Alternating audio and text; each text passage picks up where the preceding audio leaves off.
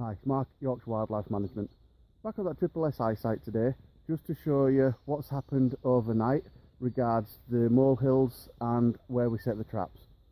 So if we have a look now, you'll see the area where the molehills were. There's no fresh hills appeared on there whatsoever. And if we look now at where we set the trap on that running, we can see that trap has actually gone off. So what we're going to do now is we're going to pull this out and see if we've caught anything. Now this trap here is the only one that we set to cover this entire feed area from this bottom side, this running here. We did have another one set up at the top, so we'll check that one shortly. But what we'll do is, this one's gone off, so pop this one out. As you can see, we have the mole. So there's the mole in the trap. Quite a perfect position around the upper thorax, which is where you're aiming to catch them really. And like I said, this was the only trap that was put on this running. There's no more activity on this now. So what I'm going to do is I'm going to get this out, I'm going to reset it, pop it back in, and we'll leave it another couple of days and just see if there is anything else that decides it wants to come up this area.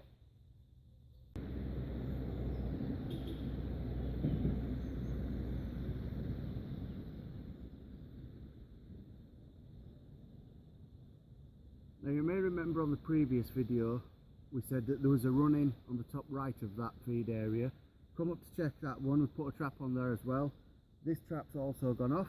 Again we have a mole. This one caught again around the upper thorax, which is where we're wanting to get them ideally. And just like I said, no activity on this spot whatsoever now.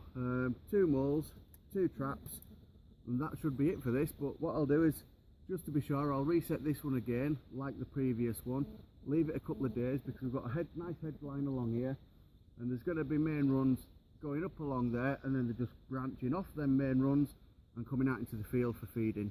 So like I say, we'll get this one set, get it back in the ground, and we'll leave it a couple more days just to be sure that there's nothing else coming into here.